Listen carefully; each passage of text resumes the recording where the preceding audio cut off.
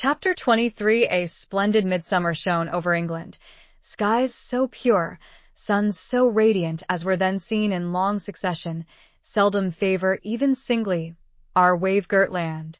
It was as if a band of Italian days had come from the south, like a flock of glorious passenger birds, and lighted to rest them on the cliffs of Albion. The hay was all got in. The fields round Thornfield were green and shorn, the roads white and baked. The trees were in their dark prime. Hedge and wood, full-leaved and deeply tinted, contrasted well with the sunny hue of the cleared meadows between on Midsummer Eve.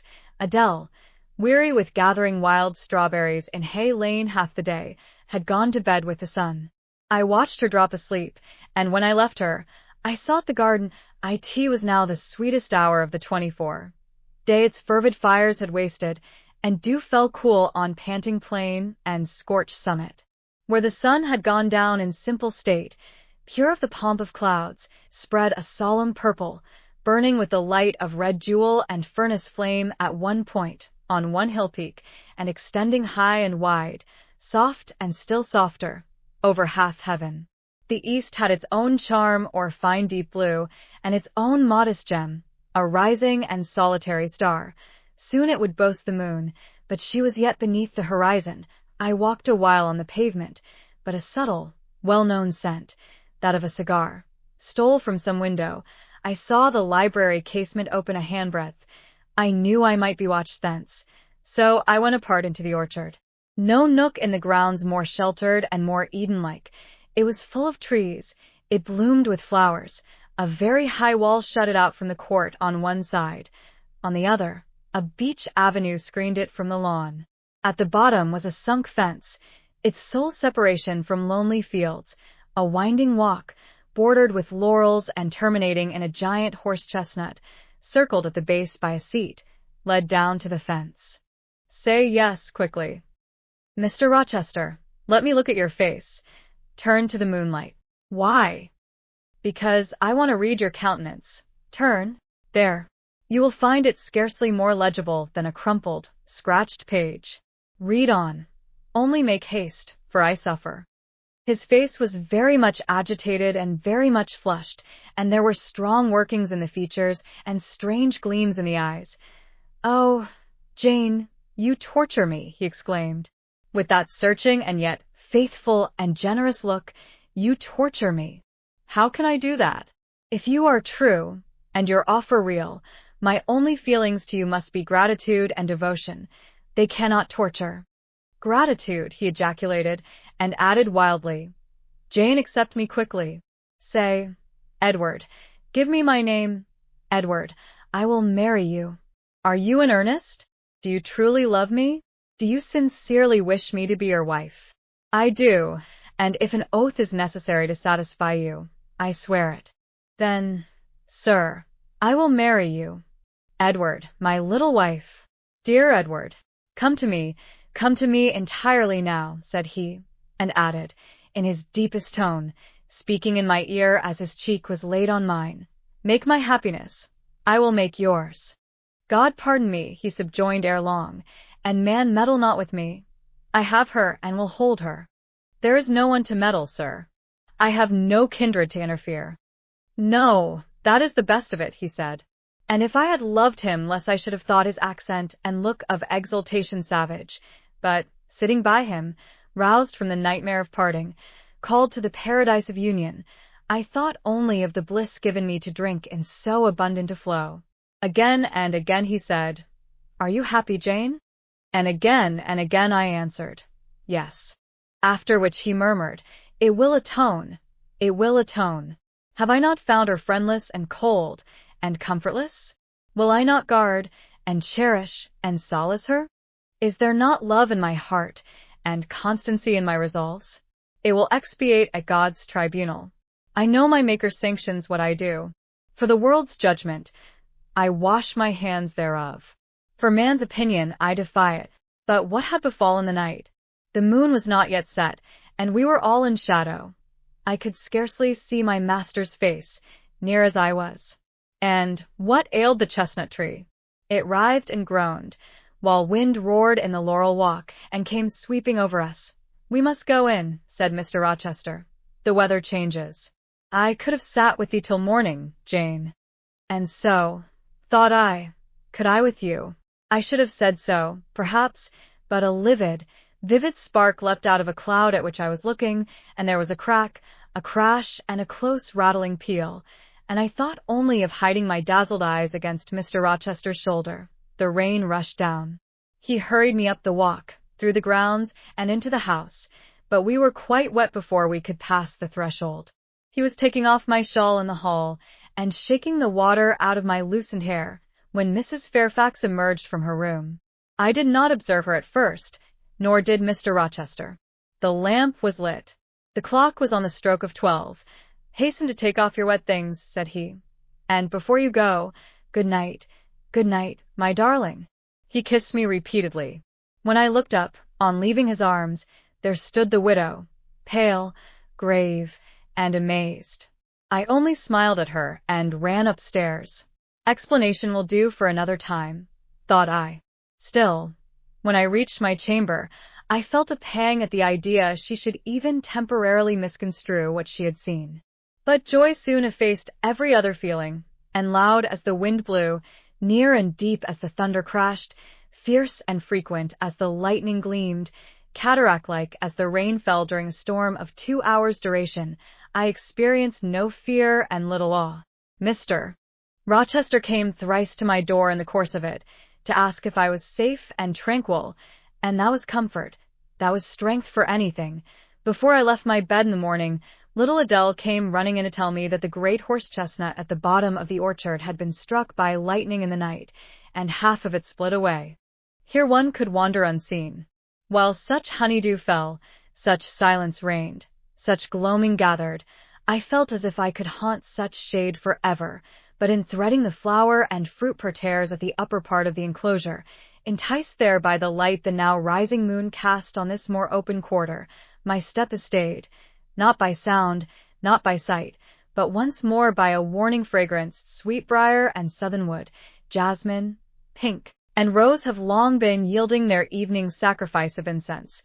This new scent is neither of shrub nor flower. It is, I know it well, it is Mr. Rochester's cigar.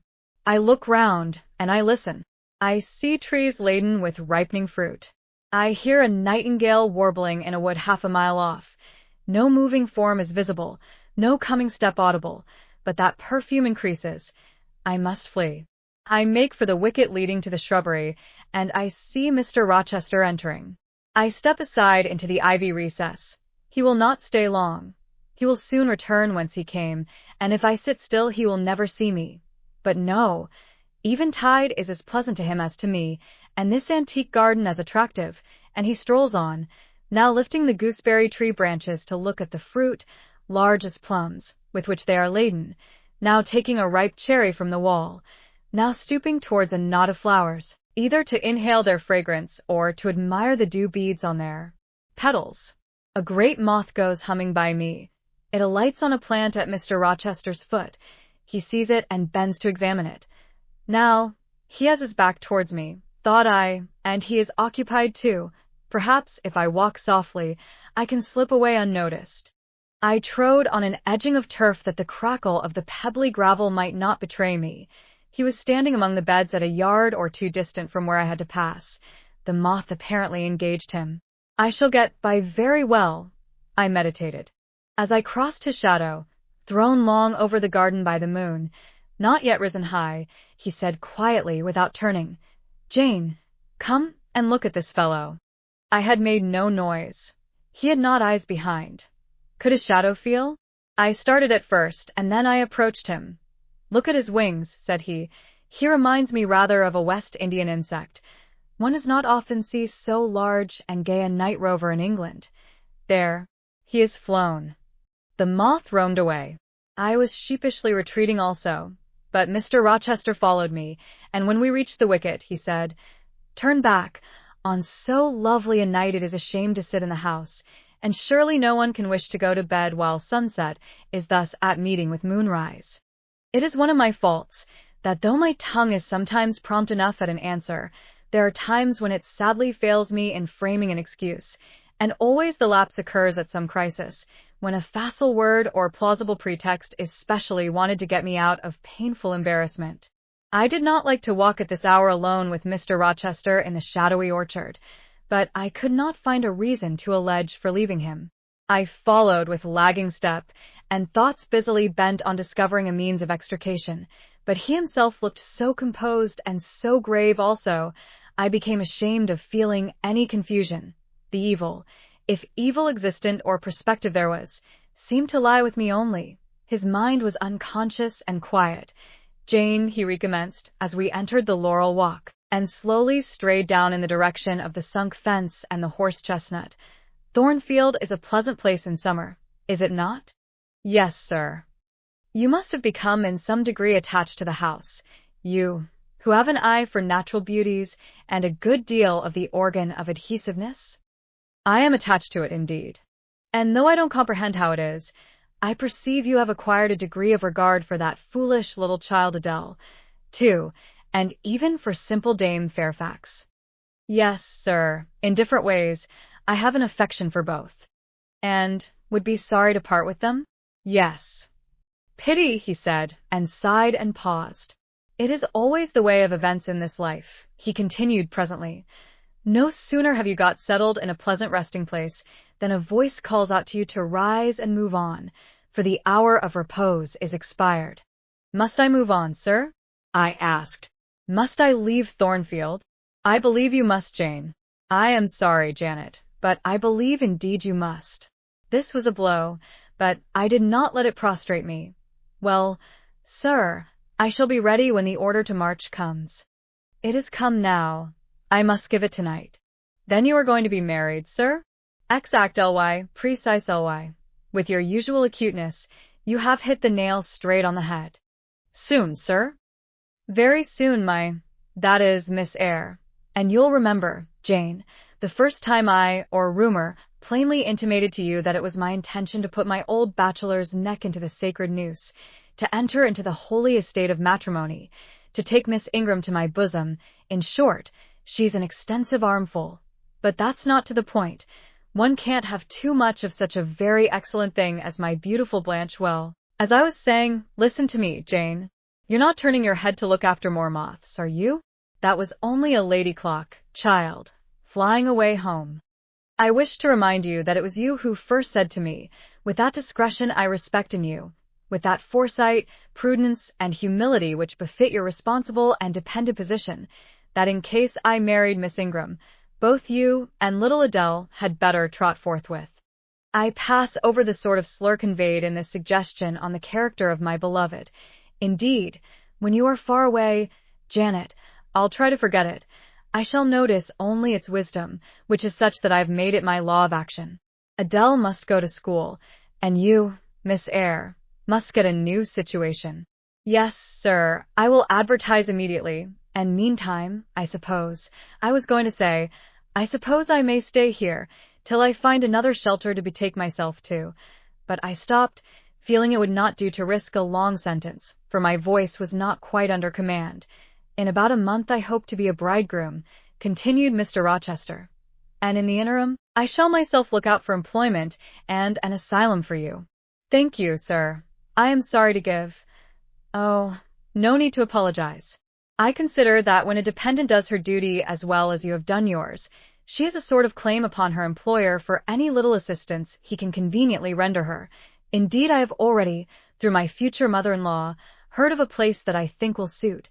It is to undertake the education of the 5 daughters of Mrs. Dionysius Ogle of Bitternut Lodge, Connaught, Ireland. You'll like Ireland, I think. There's such warm-hearted people there, they say. It is a long way off, sir. No matter. A girl of your sense will not object to the voyage or the distance. Not the voyage, but the distance, and then the sea is a barrier. From what, Jane? From England and from Thornfield. And, well? From you, sir. I said this almost involuntarily, and, with as little sanction of free will, my tears gushed out. I did not cry so as to be heard, however. I avoided sobbing. The thought of Mrs. Ogle and Bitternut Lodge struck cold to my heart, and colder the thought of all the brine and foam, destined, as it seemed, to rush between me and the master at whose side I now walked, and coldest the remembrance of the wider ocean. Wealth, caste, custom intervene between me and what I naturally and inevitably loved. It is a long way, I again said. It is, to be sure, and when you get to Bitternut Lodge, Connaught, Ireland, I shall never see you again, Jane. That's morally certain. I never go over to Ireland, not having myself much of a fancy for the country. We have been good friends, Jane, have we not? Yes, sir. And when friends are on the eve of separation, they like to spend the little time that remains to them close to each other. Come. We'll talk over the voyage and the parting quietly half an hour or so, while the stars enter into their shining life up in heaven yonder. Here is the chestnut tree. Here is the bench at its old roots. Come, we will sit there in peace tonight, though we should never more be destined to sit there together. He seated me and himself. It is a long way to Ireland, Janet, and I am sorry to send my little friend on such weary travels, but if I can't do better, how is it to be helped? Are you anything akin to me, do you think, Jane? I could risk no sort of answer by this time. My heart was still, because, he said, I sometimes have a queer feeling with regard to you, especially when you are near me, as now. It is as if I had a string somewhere under my left ribs, tightly and inextricably knotted to a similar string situated in the corresponding quarter of your little frame. And if that boisterous channel and 200 miles or so of land come broad between us, I am afraid that cord of communion will be snapped, and then I've a nervous notion I should take to bleeding inwardly. As for you, you'd forget me. That I never should, sir, you know. Impossible to proceed. Jane, do you hear that nightingale singing in the wood? Listen. In listening, I sobbed convulsively, for I could repress what I endured no longer. I was obliged to yield, and I was shaken from head to foot with acute distress. When I did speak, it was only to express an impetuous wish that I had never been born or never come to Thornfield. Because you are sorry to leave it? The vehemence of emotion, stirred by grief and love within me, was claiming mastery and struggling for full sway and asserting a right to predominate, to overcome, to live, rise, and reign at last. Yes, and to speak. I grieve to leave Thornfield. I love Thornfield. I love it because I have lived in it a full and delightful life, momentarily at least. I have not been trampled on. I have not been petrified. I have not been buried with inferior minds and excluded from every glimpse of communion with what is bright and energetic and high. I have talked face to face with what I reverence, with what I delight in, with an original, a vigorous, and expanded mind. I have known you, Mr. Rochester, and it strikes me with terror and anguish to feel I absolutely must be torn from you forever. I see the necessity of departure, and it is like looking on the necessity of death. Where do you see the necessity? He asked suddenly. Where? You, sir, have placed it before me. In what shape? In the shape of Miss Ingram, a noble and beautiful woman, your bride. My bride. What bride? I have no bride, but you will have. Yes, I will. I will. He set his teeth. Then I must go. You have said it yourself. No, you must stay. I swear it, and the oath shall be kept. I tell you, I must go. I retorted, roused to something like passion. Do you think I can stay to become nothing to you? Do you think I am an automaton? A machine without feelings? And can bear to have my morsel of bread snatched from my lips, and my drop of living water dashed from my cup? Do you think, because I am poor, obscure, plain, and little, I am soulless and heartless? You think wrong. I have as much soul as you, and full as much heart. And if God had gifted me with some beauty and much wealth, I should have made it as hard for you to leave me, as it is now for me to leave you. I am not talking to you now through the medium of custom, conventionalities, nor even of mortal flesh. It is my spirit that addresses your spirit, just as if both had passed through the grave, and we stood at God's feet, equal. As we are. As we are, repeated Mr. Rochester. So, he added, enclosing me in his arms, gathering me to his breast, pressing his lips on my lips. "So, Jane." "Yes, so, sir," I rejoined, "and yet not so, for you are a married man, or as good as a married man, and wed to one inferior to you, to one with whom you have no sympathy, whom I do not believe you truly love, for I have seen and heard you sneer at her. I would scorn such a union. Therefore I am better than you. Let me go." "Where, Jane?" "To Ireland." "Yes, to Ireland. I have spoken my mind, and can go anywhere now." "Jane, be still. Don't struggle so, like a wild, frantic bird that is rending its own plumage in its desperation. I am no bird, and no net ensnares me. I am a free human being with an independent will, which I now exert to leave you." Another effort set me at liberty, and I stood erect before him. "And your will shall decide your destiny," he said. "I offer you my hand, my heart, and a share of all my possessions. You play a farce, which I merely laugh at. I ask you to pass through life at my side, to be my second self and best earthly companion. For that fate you have already made your choice, and must abide by it. Jane, be still a few moments. You are overexcited. I will be still too." A waft of wind came sweeping down the laurel walk and trembled through the boughs of the chestnut. It wandered away, away, to an indefinite distance. It died. The nightingale's song was then the only voice of the hour. In listening to it, I again wept. Mr. Rochester sat quiet, looking at me gently and seriously. Some time passed before he spoke. He at last said, "Come to my side, Jane, and let us explain and understand one another. I will never again come to your side. I am torn away now, and cannot return. But, Jane, I summon you as my wife. It is you only I intend to marry." I was silent. I thought he mocked me. "Come, Jane, come hither. Your bride stands between us." He rose, and with a stride reached me. "My bride is here," he said, again drawing me to him, "because my equal is here and my likeness. Jane, will you marry me?" Still I did not answer, and still I writhed myself from his grasp, for I was still incredulous. "Do you doubt me, Jane?" "Entirely." "You have no faith in me?" "Not a whit." "Am I a liar in your eyes?" he asked passionately. "Little skeptic, you shall be convinced. What love have I for Miss Ingram?" "None, and that you know." "What love has she for me?" "None, as I have taken pains to prove. I caused a rumor to reach her that my fortune was not a third of what was supposed, and after that I presented myself to see the result. It was coldness both from her and her mother. I could not, marry Miss Ingram. You strange, you almost unearthly thing. I love as my own flesh. You, poor and obscure and small and plain as you are, I entreat to accept me as a husband."